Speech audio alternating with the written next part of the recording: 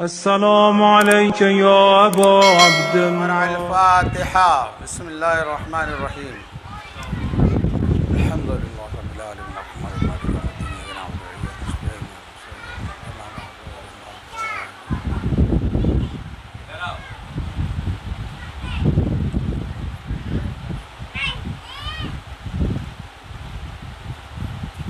رب اشرح لي صدري ويسر لي أمري.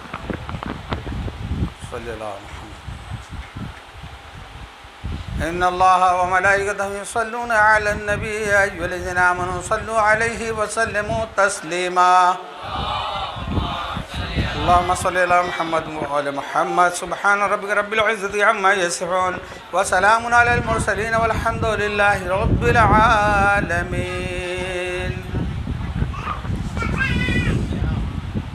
أعوذ بالله السميع العليم من الشيطان اللعين الرجيم. بسم الله الرحمن الرحيم. الحمد لله على ما عرفنا من نفسه وألهمنا من شكره وفتح لنا من أبواب العلم بربوبيته وجنبنا من شكه وشركه ونشهد أن لا إله إلا الله وحده لا شريك له ونشهد أن سيدنا ونبينا وحبيبنا ورحيمنا وكريمنا وغوثنا ومغيثنا ومعيننا ومعيننا وسراجنا وأشرفنا وجعفرنا وصادقنا وطبيبنا وطبيب قلوبنا وشفاء صدورنا ونورنا ونور أولنا ونور آخرنا ونور ظاهرنا ونور باطننا ونور عرش ربنا ونور أرض ربنا ونور لوح ربنا ونور قلم ربنا ونور قرآننا سيدنا وسندنا ومأوانا وملجانا ومقتدانا وأعلانا وأولانا ومولانا الرسول المسدد المحمود الأحمد المصطفى الأمجد أبي القاسم محمد. اللهم صل على محمد وآل محمد.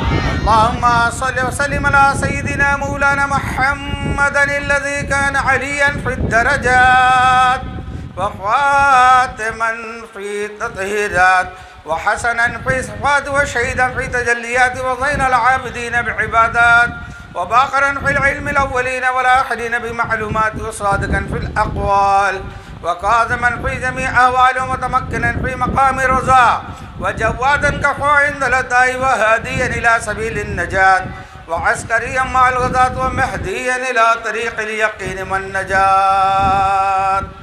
صلوات. اللهم صل على محمد وآل محمد. ولعنة الله على أعداء محمد وآل محمد من الأولين والآخرين من يومنا هذا إلى يوم الدين. أما بعد، قال الله تبارك وتعالى في القرآن المجيد والفرقان الحميد: فأعوذ بالله السميع العليم من الشيطان اللعين الرجيم. بسم الله الرحمن الرحيم. والعصر إن الإنسان لفي خسر إلا الذين آمنوا وعملوا الصالحات وتواصوا بالحق وتواصوا بالصبر. صلوات. اللهم صل على محمد وآل محمد. من علينا ربنا إذ بعث محمدا. من علينا ربنا إذ بعث محمدا أيده بأيده أيدنا بأحمدا أرسله مبشرا أرسله ممجدا أرسله مبشرا أرسله ممجدا صلوا علیہ دائما صلوا علیہ سرمدا. ہم گناہ گاروں سیاہ کروں کے درمیان آمد اہل بیت پر باوض بلند سلوات. اللهم صل على محمد وآل محمد. خاندان ابو طالب پر ایک مرتبہ اور باوض بلند سلوات. اللهم صل على محمد وآل محمد. خوشنودیے امام زمان علیہ السلام کے لیے باوض بلند سلوات. صلی اللہ محمد وآل محمد وعجل فرجہم وحشرنا معہم. ایک مطلب دو شعر ملاحظہ کریں. شاید اس سے پہلے پڑھ بھی چکا ہوں مگر ایک شعر اس میں آپ کو نیا معلوم ہے. ذکر آل نبی جس کو پیارا نہیں، ذکر آل نبی جس کو پیارا نہیں،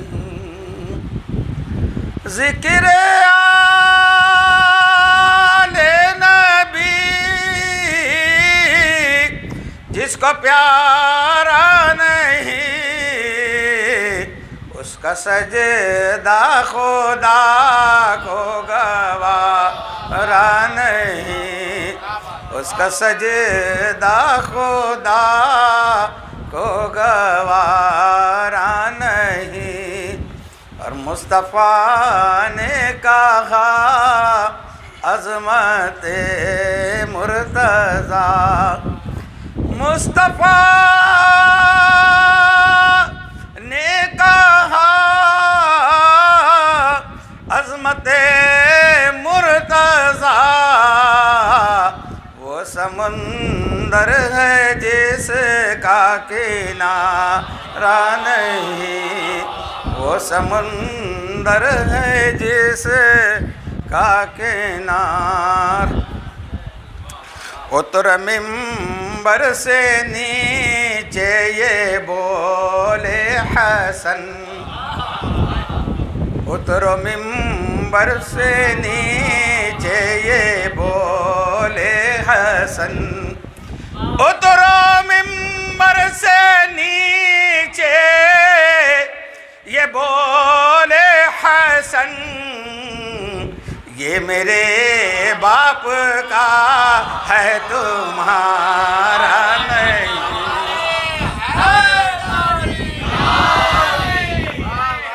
یہ میرے باپ کا۔ اب کس سے بولا امام حسن نے؟ تم جا کے پڑھو، صلوات پڑھیں بھرما۔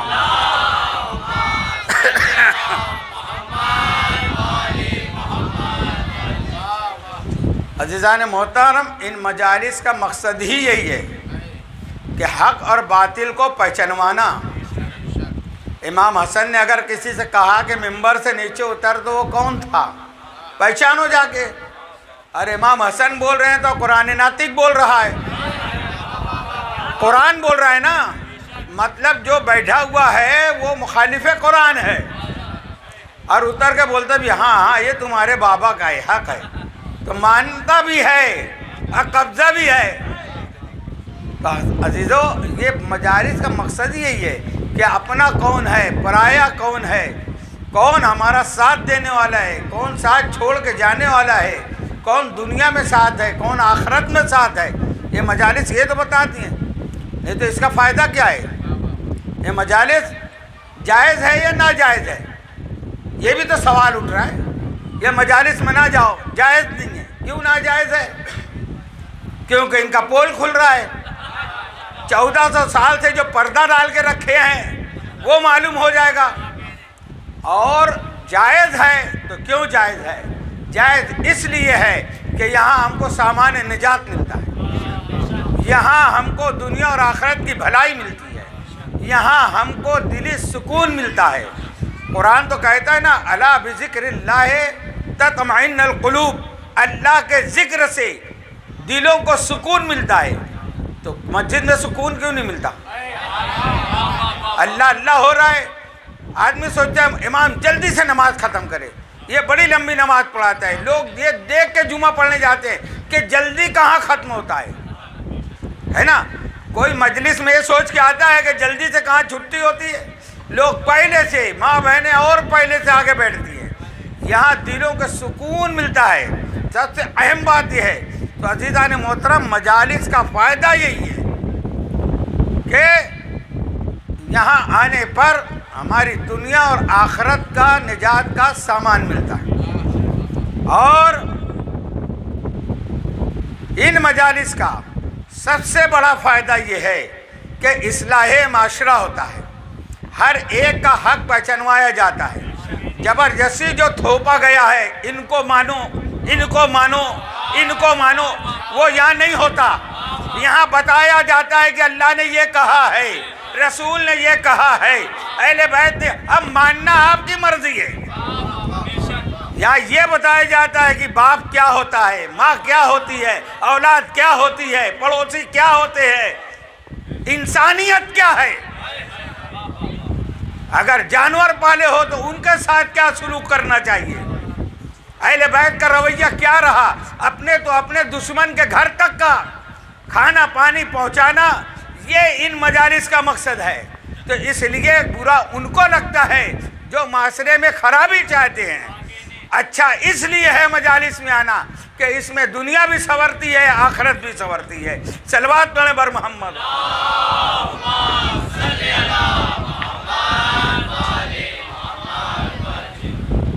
خطبے کے بعد میں نے جو آیت سورہ پوری پڑھی ہے وہ آپ سبھی بچوں کو یاد ہے۔ قرآن کریم کے 30ویں پارے میں ہے، بسم اللہ الرحمن الرحیم، والعصر ان الانسان لفی خسر الا الذین آمنوا وعملوا الصالحات وتواصوا بالحق وتواصوا بالصبر۔ آج صرف پوری سورہ کا ترجمہ بتا دیتا ہوں۔ والعصر جو عام طور سے لکھا جاتا ہے، قسم ہے زمانے کی، والعصر قسم ہے زمانے کی، ان الانسان لفی خسر کوئی قید نہیں ہے، ہر انسان گھاٹے میں ہے۔ یہاں تک کیا مطلب ہے؟ ہر انسان گھاٹے میں ہے، مگر دیکھیے آگے الا لگا ہوا ہے۔ الا پہلے والوں کو الگ کرتا ہے، اپنے بعد والوں کو الگ کر دیتا ہے۔ ان الانسان لفی خسر الا الذین، مگر وہ لوگ آمنوا وعملوا الصالحات جو ایمان لائے، عمل صالح کیا، وتواصوا بالحق حق کی تلقین کرتے رہے، حق کا راستہ بتاتے رہے، حق والوں کی نشاندہی کرتے رہے، وتواصوا بالصبر اور صبر کی بھی تلقین کرتے رہے، صبر بھی کرتے رہے۔ یہ جو آسان ترجمہ جو لکھا جاتا ہے۔ اب آئیے آج ہماری گفتگو صرف عصر پہ ہوگی۔ اللہ فرما رہا ہے والعصر، قسم ہے زمانے کی۔ تو عصر کا معنی صرف زمانہ ہی نہیں ہے، زمانہ بھی ہے، مگر عصر کا معنی ہے فریاد کو پہنچنے والا۔ کیا ہے؟ فریاد کو پہنچنے والا، یعنی مشکل کشائی کرنے والا۔ عصر کا معنی ہے نجات، عصر کا معنی ہے زوردار بارش، عصر کا معنی ہے بادل، عصر کا معنی ہے ظہر غروب کے درمیان کا وقت۔ اور العصر ہے، یہ صرف عصر نہیں ہے، العصر ہے، واو قسمیہ ہے، والعصر، العصر تو اب مخصوص ہوگا یہ عصر۔ یہ عصر وہ ہے جو عصر کی نماز میں مولا کائنات نے انگوٹھی دی تھی، تو اللہ نے اس عصر کی قسم کھائی ہے۔ پھر العصر ہے، تو العصر سے مراد وہ زمانہ ہے جس زمانے میں امام زمانہ کا ظہور ہوگا۔ صلوات پڑھیں بر محمد والے میں، کیا سن رہے ہیں؟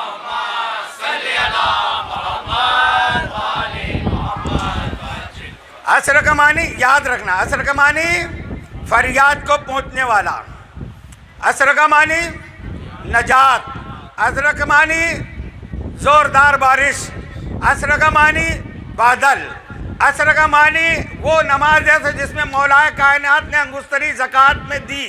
العصر کا معنی مراد یہ ہے وہ زمانہ جس میں امام زمانہ علیہ السلام ظہور فرمائیں گے۔ اب آخری معنی سن لو، العصر، کیونکہ آگے پوری سورہ جو ہے نا پوری کربلا ہے۔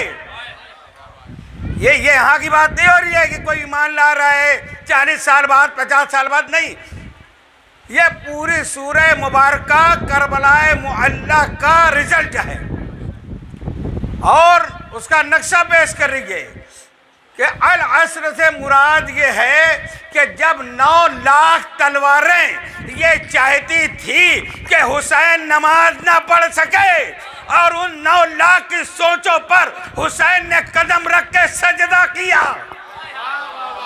اللہ نے یہ دیکھ کے فرمایا والعصر، قسم ہے عصر کی۔ صلوات پر محمد وآلہ۔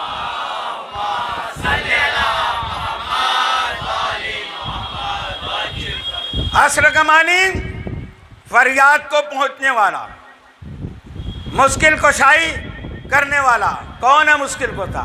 یہ تو بتانے کی ضرورت ہی نہیں ہے کون ہے، جس کے بارے میں نبی کریم نے فرمایا یا علی آپ نے تمام انبیاء کی مدد کی، باطن میں میری مدد کی، ظاہر میں بھی باطن میں بھی۔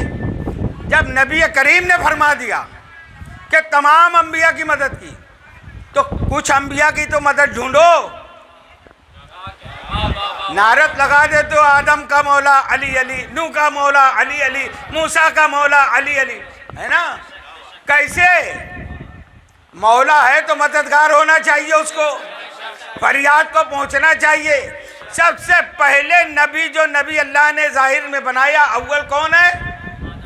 آدم علیہ السلام۔ آدم علیہ السلام کی تخلیق میں بھی مولا کائنات، تو سب میں درگزر کرتے ہوئے آگے بڑھتا ہوں کہ جب مشکل میں آئے جناب آدم، کیا مشکل تھی؟ آدم علیہ السلام کو اللہ نے بنایا، جنت میں رکھا، جنت میں بھی آدم کا دل نہیں لگتا تھا۔ ہم تو جنت مانگ رہے ہیں نا، ہمارے بابا کا دل نہیں لگتا جنت میں، مایوس مایوس سے۔ تو اللہ نے پھر جناب حوا کی تخلیق فرمائی۔ جناب حوا کو جب بنایا اور آدم کے سامنے حوا نظر آئی تو آدم بڑھنے لگے حوا کی طرف۔ تو اللہ نے کہا رک جاؤ، اے آدم رک جاؤ، ابھی تمہارا نکاح نہیں ہوا ہے، تمہارا نکاح نہیں ہوا ہے۔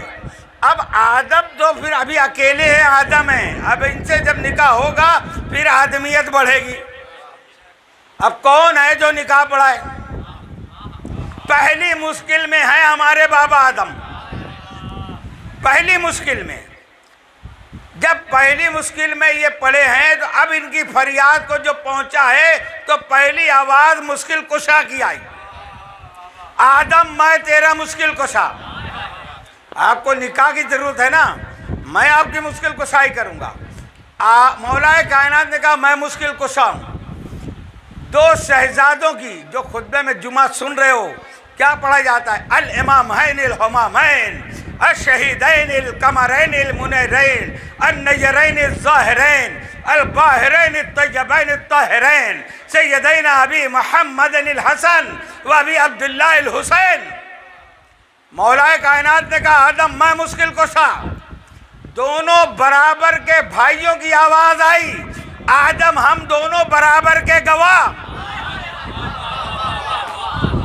نکاح آدم کی تیاری ہو رہی ہے، علی مشکل کشا ہوئے، دونوں بھائی برابر کے گواہ بنے۔ اب ہمارے یہاں تم نکاح میں جاتے ہو نا، دیکھتے ہو دو گواہ ہونا ضروری ہے، ایک وکیل ہونا ضروری ہے، لڑکی کی طرف سے ایک وکیل ہونا ضروری ہے، ایک قاضی ہونا ضروری ہے جو نکاح پڑھائے، پانچ چاہیے نا۔ مولا علی ہوئے ایک، آدم کی طرف سے وکیل ہوئے ایک، دونوں بھائی گواہ بنے، تین ہو گئے۔ پردے سے پردہ دار کی آواز آئی، حوا میں تیری وکیل، حوا میں تیری وکیل۔ جب یہ سب انتظام ہو گیا تو سرکار دو عالم صلی اللہ علیہ وسلم نے فرمایا آدم میں تیرا نکاح خواہ ہوں، میں قاضی ہوں۔ تو معلوم ہوا سب سے پہلی مشکل میں جس نے مدد کی ہے وہ ہے والعصر، یہ ہے پنجتن بے دم، یہی تو پانچ ہے مقصود کائنات، خیر النساء حسین و حسن مصطفیٰ علی۔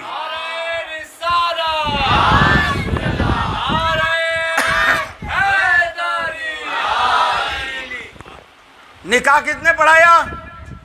سرور کائنات، فخر موجودات، احمد مجتبی محمد مصطفیٰ صلی اللہ علیہ وآلہ وسلم نے خطبہ پڑھا۔ آپ لوگ جن کا نکاح ہو چکا ہے، جو نہیں بھی کیے ہیں، جو کرتے رہے ہیں، وہ بتائیں نکاح میں ضروری چیز کیا ہے؟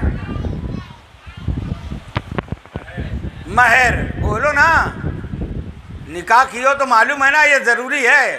پوری شادی ادھار میں چلے مگر شادی میں نکاح جو ہے مہر وہ نقد دیا جائے. مہر اب وہاں ابھی تو کوئی حکومت جاری نہیں ہے، عالم سرمدی کی بات ہے، وہاں کوئی حکومت نہیں، کوئی سکہ تو ہے نہیں، پھر آدم مہر کیا دیں؟ مولوی تو یہ بتاتے ہیں کہ وہ درود شریف 5 مرتبہ پڑھے، درود شریف 5 مرتبہ، یہ آدم کی مہر تھی. اچھا پہلے یہ بتاؤ درود 5 مرتبہ ہو یا 11 مرتبہ؟ ہاں واقعی میں ہے، مہر وہی ہے، مگر نکاح ہوا کیسے یہ بھی تو بتا. کس نے پڑھایا؟ گواہ کون تھا؟ وکیل کون تھا؟ ایسے ہی تھوڑی کہ آدم نے کہا میں نے 5 مرتبہ درود پڑھیا، ہوا قریب چلے گئے. نکاح ہوا باقاعدہ. اب آدم نے مہر ادا کی درود پاک پڑھ کر. پڑھو درود.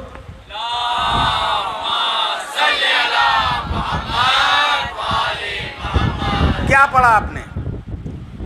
اللہم اے میرے پروردگار صلی علی محمد، رحمت نازل فرما محمد پر اور ان کی آل پر.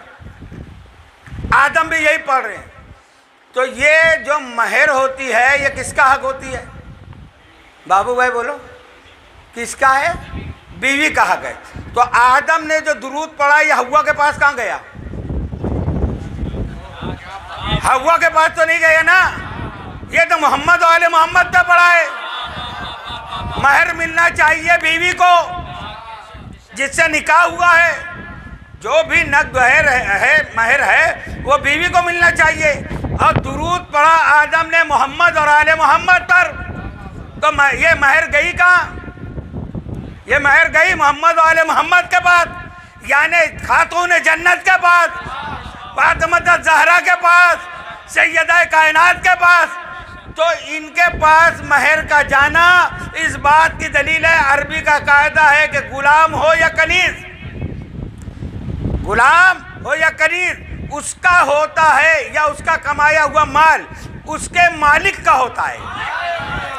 غلام یا کنیز جو بھی ہے، جو ہے کنیز یا غلام ہے میرا، وہ جو بھی کام کرے گا اس کا کمایا ہوا مال بھی میرا ہے.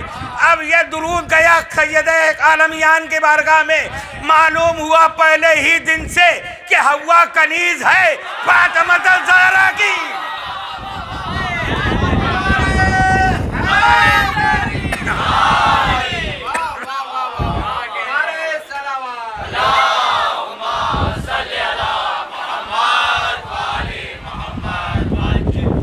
کیا معلوم ہوا اصول سے کہ مہر کہاں گئی؟ مالکہ کے پاس گئی. حوا کنیز ہوئی کس کی؟ خاتون جنت کی. اب ہمارے یہاں مہر 2 طریقے کا ہوتا ہے. کیسا؟ 2. ایک مہر معجل، میم عین جیم لام، معجل یعنی نقد مہر.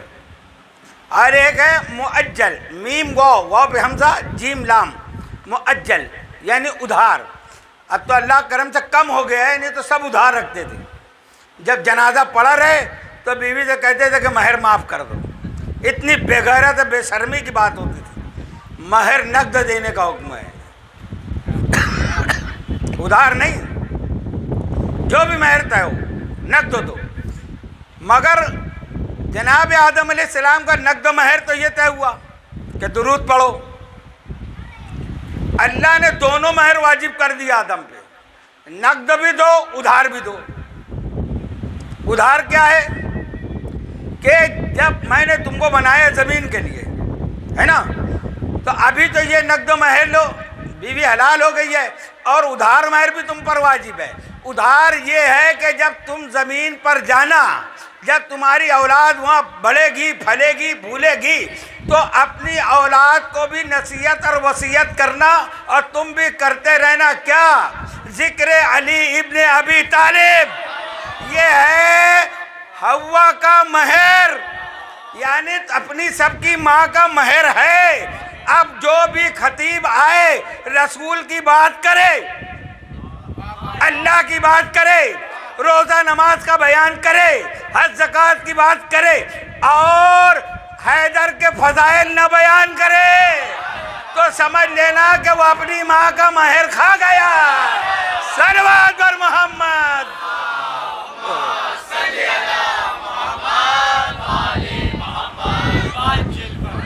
یہ ہم جو ادا کر رہے ہیں آج جمع ہو گئے، یہ ثابت کر رہے ہیں کہ ہم آدم کی اولاد ہیں، ہم آدم کی اولاد ہیں۔ جو آدم جو مہر طے کیا تھا وہ حق ادا ہم کر رہے ہیں۔ ہم ذکر علی کر کے حوا کا مہر ادا کر رہے ہیں، ہم حلالی ہیں۔ اب آگے جو نہ کرے وہ کیا ہے وہ آپ سمجھو۔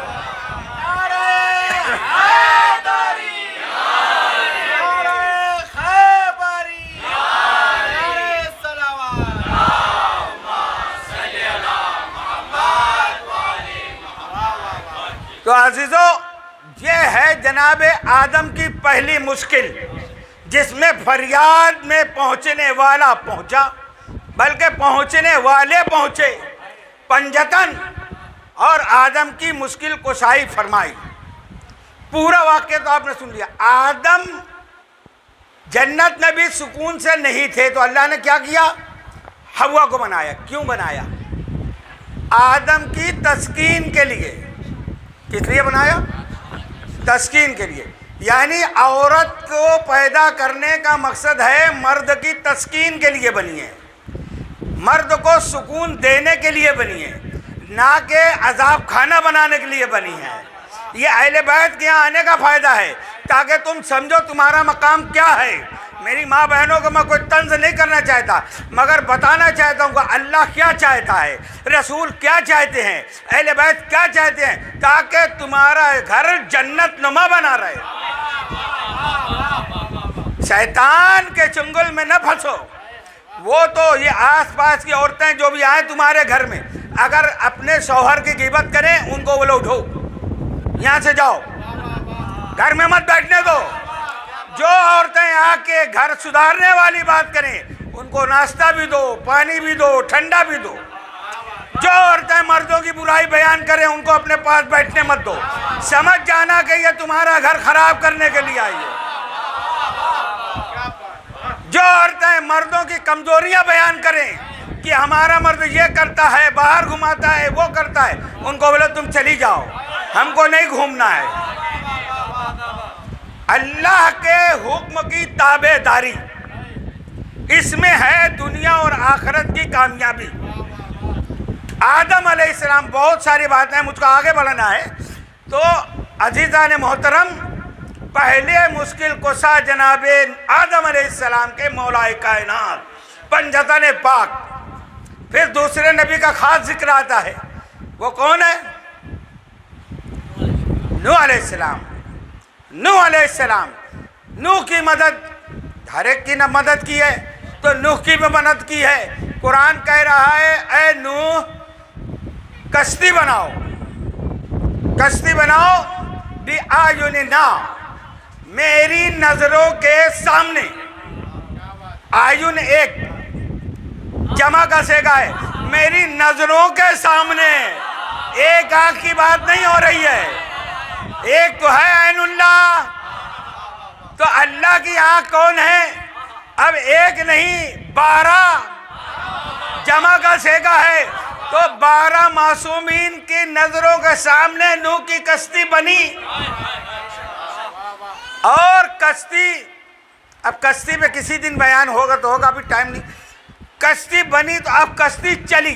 ایک دو بات سن لے، کشتی بنی، جب طوفان آ گیا جناب نوح نے آواز دی کہ آؤ کشتی پہ سوار ہو جاؤ، جو آئے گا نجات پائے گا، جو نہیں آئے گا وہ ہلاک ہو جائے گا۔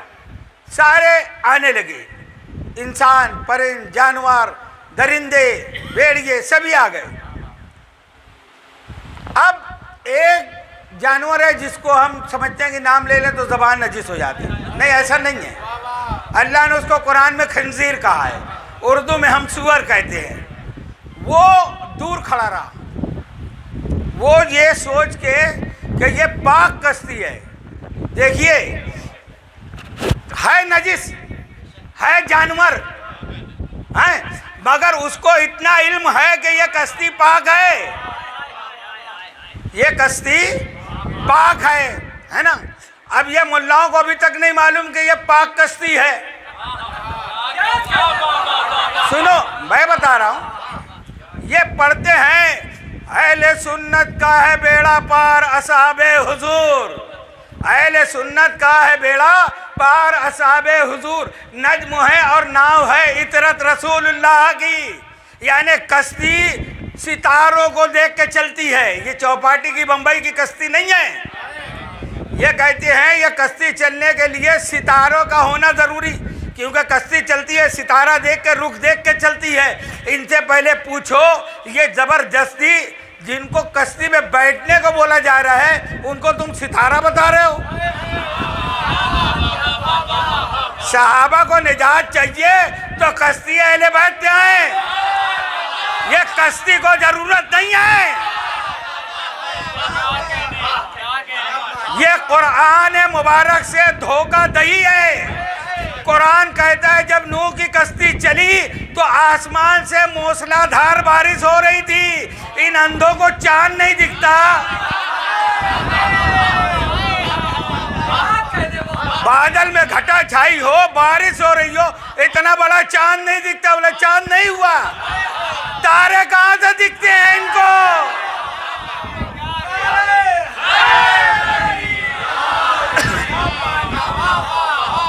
کشتی جو نوح کی چلی ہے موسلا دھار، نیچے سے پانی ابل رہا ہے، اوپر سے بھی موسلا دھار بارش ہو رہی ہے، طوفان ہے، ایسے میں یہ کشتی چل رہی ہے، تو معلوم ہوا کشتی نوح کو تاروں کی ضرورت نہیں ہے، کہ اللہ کہہ رہے ہم اس کو چلانے والے ہیں، قرآن ہے ہم اس کو چلانے والے، بسم اللہ مجرہا و مرساہا ان ربی لغفور الرحیم، ہم چلانے والے ہیں، ہم ٹھہرانے والے ہیں، ہم چلانے والے ہیں۔ اب پوچھو نا یہ ہم کون ہے؟ اللہ آیا تھا چلانے؟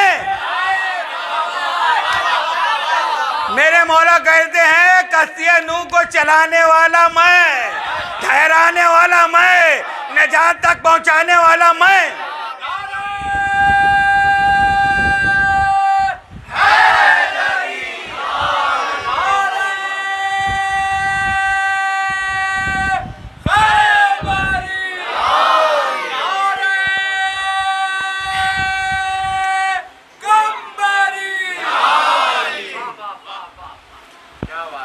تو ستاروں کی ضرورت نہیں، تو آج یہ لوگ کشتی کو بگاڑ کے پیش کر رہے ہیں۔ کشتی جو جناب نوح کی ہے اس کی مثال رسول پاک نے دی ہے۔ حضرت ابو ذر غفاری رضی اللہ تعالیٰ عنہ راوی ہے، مشکات میں حدیث ہے، کعبے کا دروازہ پکڑ کے آپ نے فرمایا کہ رسول اللہ صلی اللہ علیہ وآلہ وسلم نے فرمایا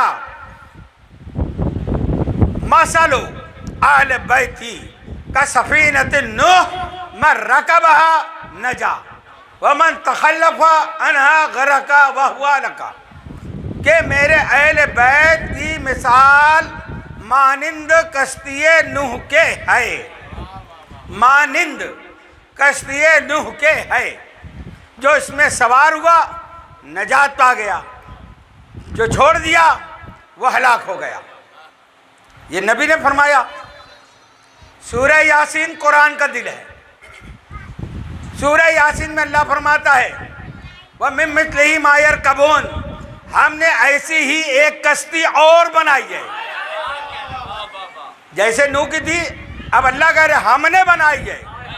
تو نوح کی کشتی دو چیز سے بنی، کیل سے اور لکڑی سے، کھیلوں سے اور لکڑی سے، پاٹے سے، اور یہ کشتی جو بنی قرآن اور اہل بیت سے بنی، یہ کشتی قرآن اور اہل بیت سے بنی ہے، نہ قرآن ان سے جدا ہے نہ یہ قرآن سے جدا ہے۔ تو یہ کشتی پر جو بھی آئے گا کوئی پابندی نہیں، جو آئے گا نجات پائے گا۔ اب ان کے مقابلے میں کسی کو لانا ہی غلط ہے، کہ یہ کشتی بھی طوفان میں ہے، کسی تارے کی ضرورت نہیں ہے۔ تو جب نوح کی کشتی پہ لوگ سوار ہونے لگے تو نوح علیہ السلام نے آواز دی جو آئے گا نجات پائے گا۔ بیوی کو بلایا نہیں آئی، بیٹے کو بلایا نہیں آئی۔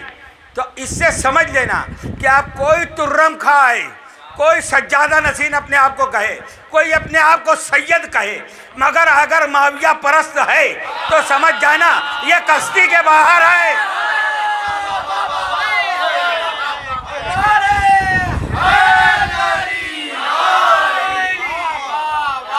سید ہونا، سجادہ نشین ہونا ہمارے لیے دلیل نہیں ہے، ہمارے لیے یہ دلیل ہے کہ وہ اہل بیت کا محب ہو، اہل بیت کے دشمن کا دشمن ہو تو وہ ہمارے لیے قابل تعظیم ہے۔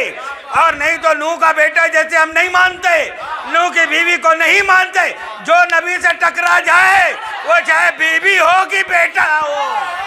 تو آج کل کا یہ ایرا غیرہ سید کہاں سے آیا جو ہمارے اوپر دھونس جمائے؟ یاسین قادری کو کہتا ہے میں سید ہوں، میں سید ہوں۔ ارے کہاں کا سید ہے تو اپنے باپ کو نہیں پہچانتا؟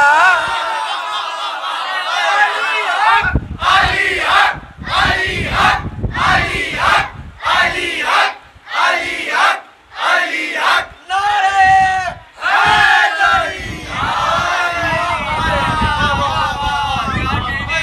تو بیوی نہیں آئی، بیٹا نہیں آیا، مگر یہ جو خنزیر ہے، سور ہے، یہ دونوں جوڑے باہر دور کھڑے رہے۔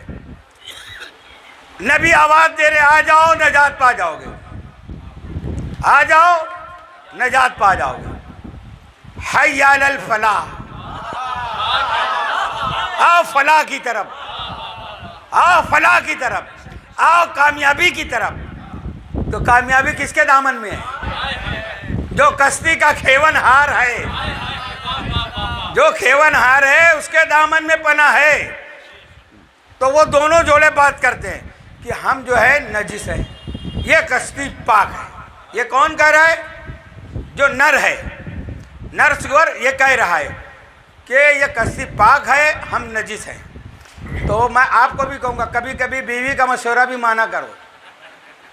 یہ مشورہ ہو رہا ہے دونوں میں، نر کہہ رہا ہے ہم ناپاک ہیں، نجس ہیں، نبی کی کشتی پاک ہے، کیسے جائیں؟ تو مادہ نے کتنا اچھا مشورہ دیا، یہ تم مت دیکھو، اپنا اتحاد مت پیدا کرو، اپنے آپ کو فتویٰ مت لگاؤ، یہ دیکھو بلا کون رہا ہے۔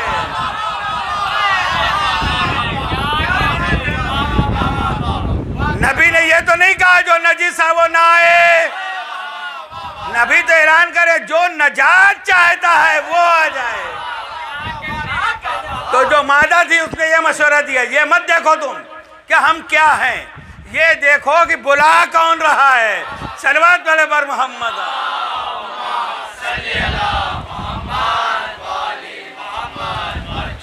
تو نوح کی کشتی چلی، کیسے کیسے جو بھی ہے وہ ساری تفصیل پھر کبھی، جہاں سے چلی اور جہاں رکی جتنے سوار ہوئے سب نجات پائے۔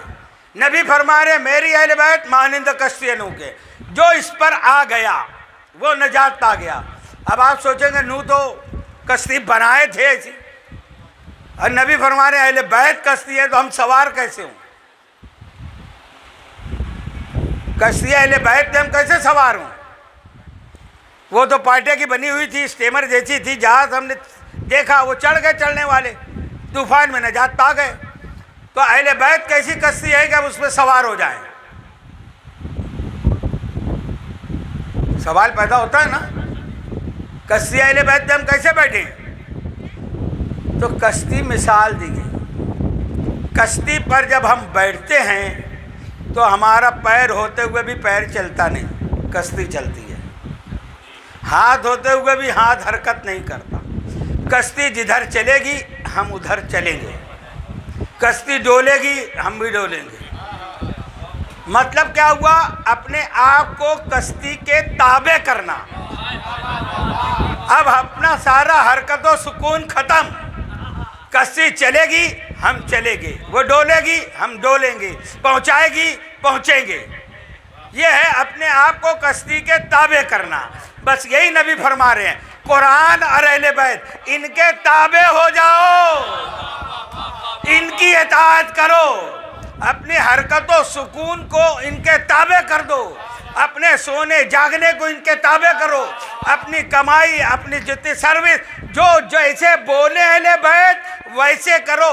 یہ ہے کشتی اہل بیت پر سوار ہونا۔ صلوات پڑھیں بر محمد۔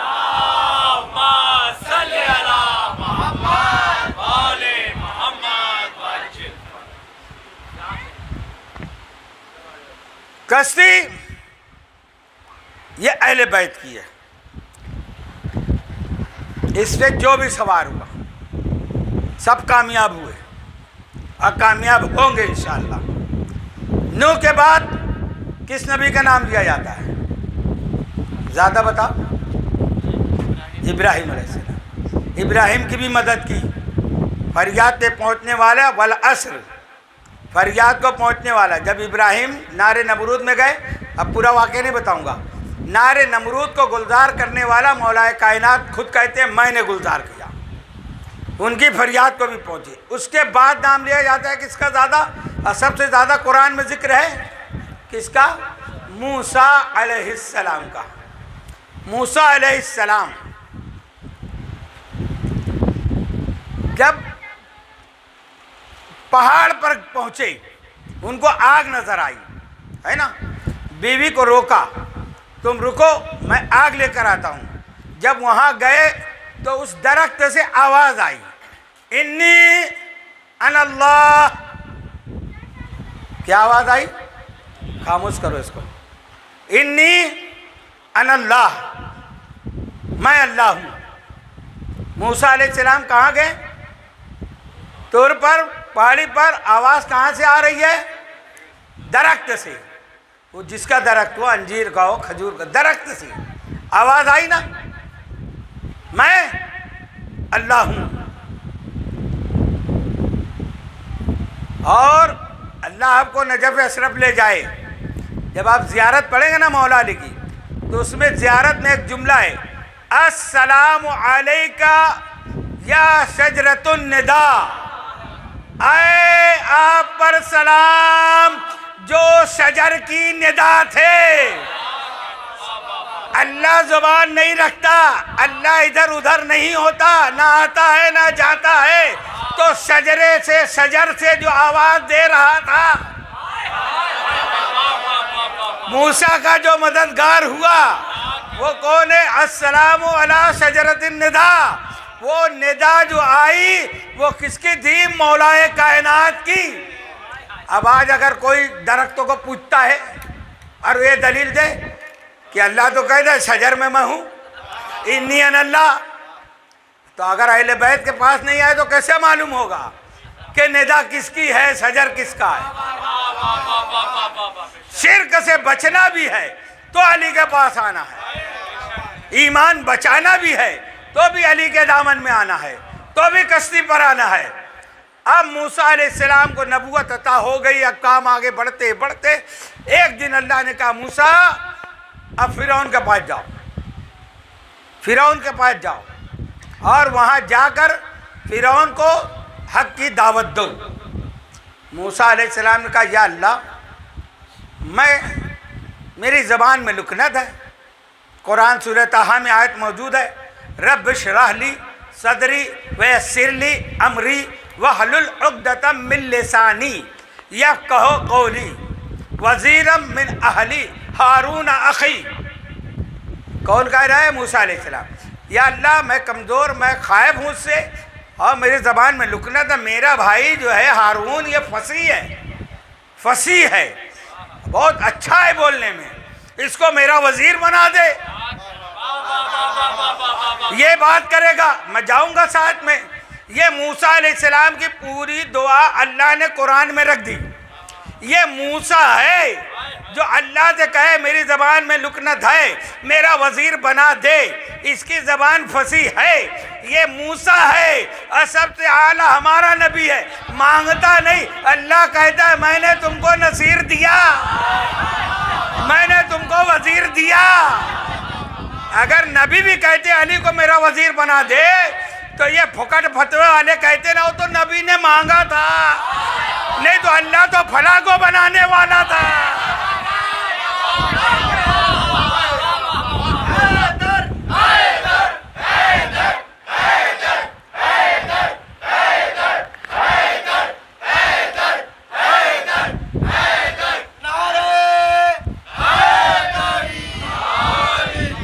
اگر میرے مصطفیٰ جان رحمت صلی اللہ علیہ وسلم نام لے کے کہتے یا اللہ علی کو میرا وزیر بنا دے، نہیں کہا رب ادخلنی مدخل صدق واخرجنی مخرج صدق واجعل لی من لدنک سلطانا نصیرا، تو اپنے پاس سے مجھے مددگار دے۔ اب وہ لدن میں کبھی سمجھاؤں گا، اپنے پاس سے دے، میں نہیں کہتا اس کو بنا اس کو بنا۔ نہیں تو آج جو کہتے ہیں نا نبی کے بعد اگر نبوت ہوتی تو فلاں نبی ہوتا، ابے جو وزیر نہیں بن سکتا وہ نبی کیسے بن سکتا ہے؟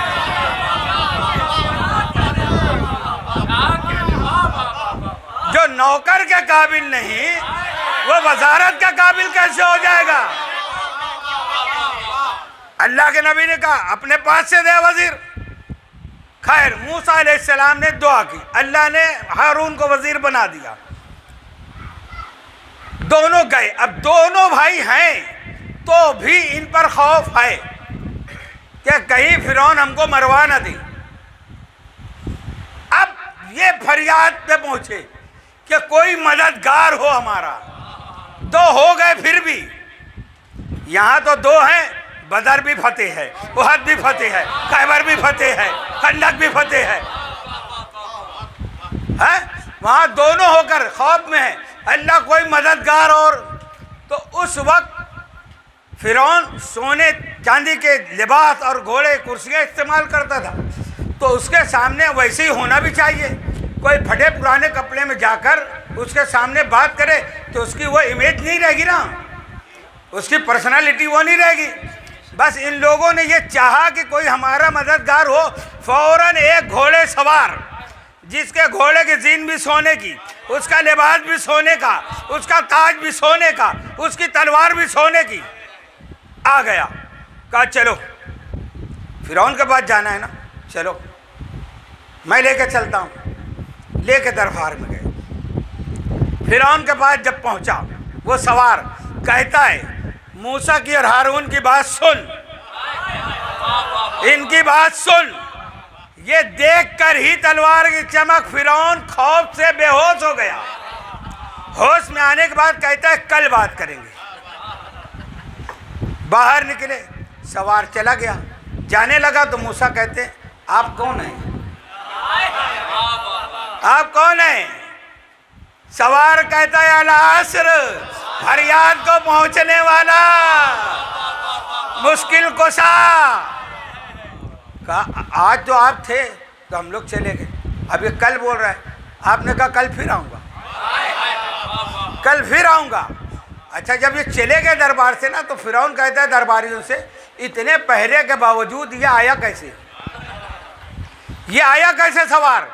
کہا سارے فوجیوں نے، اس کے درباریوں نے، کہ ہم نے تو اس کو دیکھا ہی نہیں۔ تو جو باطن میں اس طریقے سے انبیاء کی مدد کرے وہ ہے ہمارا آقا اور مولا حسین کا بابا حیدر کرار، موسیٰ کا مددگار، ہر نبی کا مددگار، عزیزو جو سب کا مددگار رہا، آج اس کی اولاد کربلا میں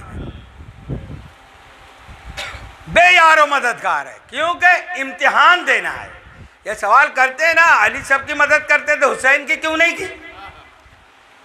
استاد مدد کرتا ہے ہر وقت، باپ مدد کرتا ہے ہر وقت، امتحان میں مدد نہیں کرتا۔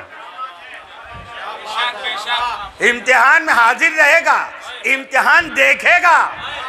جیسے کربلا میں رسول اللہ بھی تھے، حیدر کرار بھی تھے، حسن مجتبیٰ بھی تھے، سیدہ بھی تھی، امتحان دیکھ رہے تھے کہ میرا حسین کس نے استقامت کے ساتھ امتحان میں کامیابی حاصل کر رہا ہے۔ یہی تاریخ ہے حسین کربلا پہنچے۔ ہم کسی کی زمین پہ قبضہ نہیں کرتے، کبھی کسی کی زمین پہ قبضہ نہیں کرتے. حسین کربلا پہنچے, پہلے زمین کربلا کو خریدا. کتنے میں خریدا؟ وہ زمین کس کی تھی؟ قبیلہ بنو اسد کی. ان کے سرداروں کو بلایا, کہا یہ زمین کی قیمت کتنی ہے؟ کہا 20,000 درہم. کتنی؟ 20. آپ نے ان کو 60,000 درہم دیے. وہ لوگ کہنے لگے کہ ہم تو 20 کہہ رہے ہیں, آپ 60 دے رہے ہیں. کہا دیکھیے یہ جو تم نے قیمت بتائی وہ 20,000, اور 20,000 اس لیے دے رہا ہوں کہ ہم لوگ یہاں شہید ہو جائیں گے تو ہم کو دفن کرنے آنا ہے.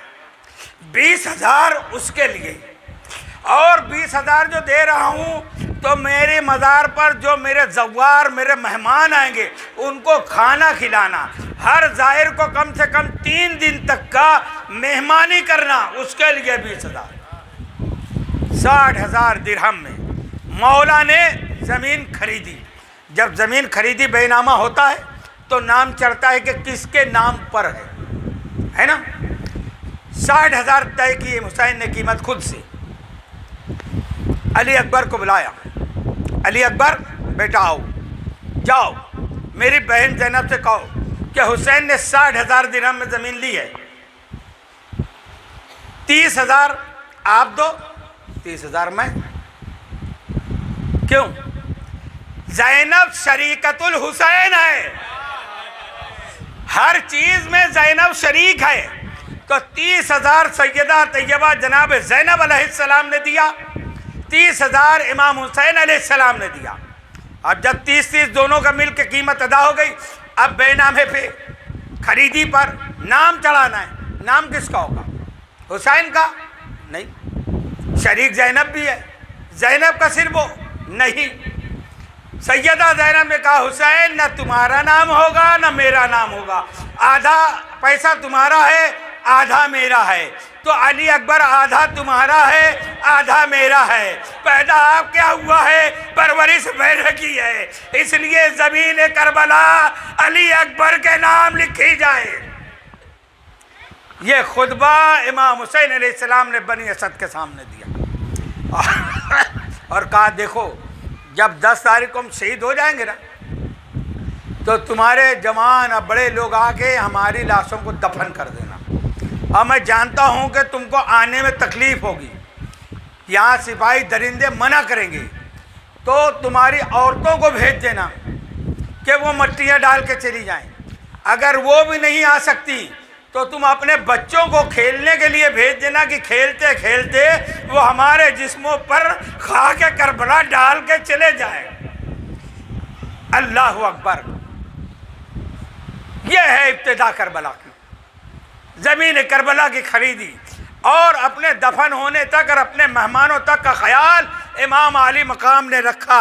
بس اب ایک بات ہوئی کہ فوج پہ فوجیں آنے لگی, دن بدن فوجیں بڑھنے لگی. سیدہ زینب کا دل دہلنے لگا, حسین یہ کیا آواز آ رہی ہے؟ کہا 50,000 اور آ رہے ہیں, 1,00,000 اور آ رہے ہیں.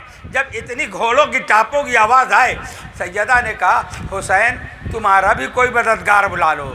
حسین بڑے پریشانی کے عالم میں تھے.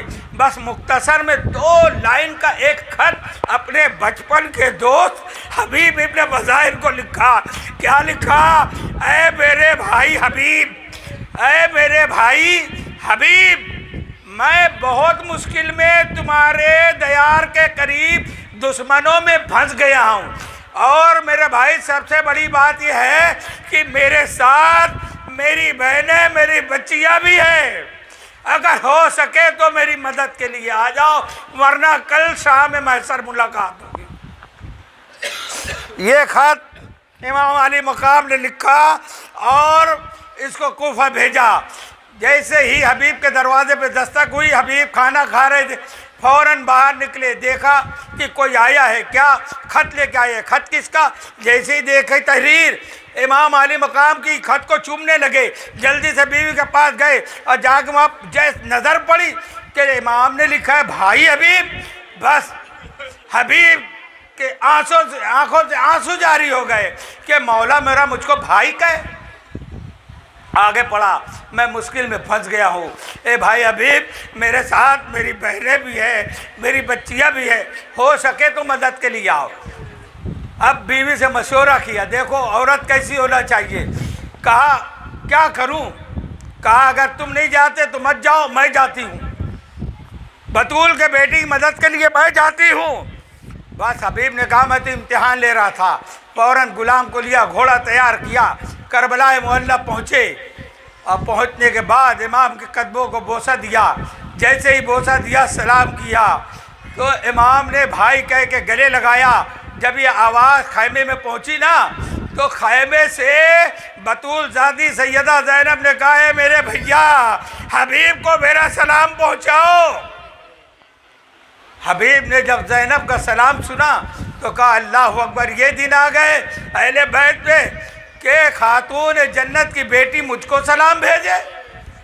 اللہ اللہ، حبیب نے، یہ ہوتا ہے دوست، یہ ہوتا ہے بچپن کا دوست، جو حسین کا دوست ہوئے، حسین نے بھائی کہہ کے بلایا۔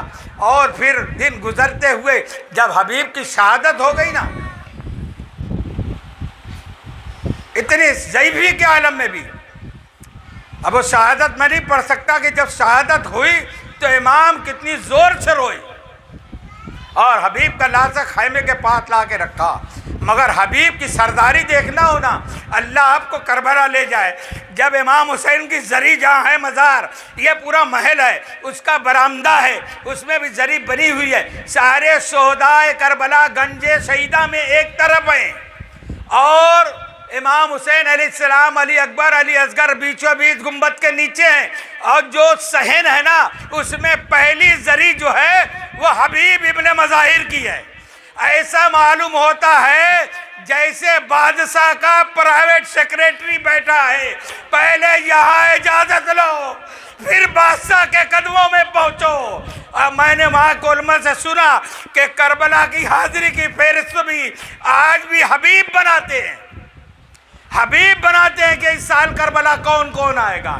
دعا کرو آج حبیب کی مجلس، آج ان کا مصائب میں کہ حبیب ابن مظاہر ہم سب کا نام لکھے شہدائے زیارت کربلا کی فہرست میں۔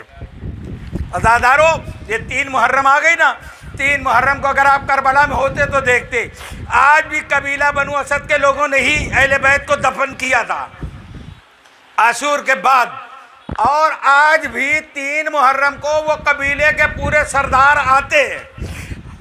صحن میں آج واٹس ایپ پہ دیکھو مٹی بچھائی جا رہی ہے ماتم کے لیے، اسی صحن میں وہ سردار آتے ہیں اور مصنوعی قبر بناتے ہیں، کہ جیسے ہمارے اجداد نے حسین کی قبر بنائی تھی تو ان کا سردار قبر بناتا ہے۔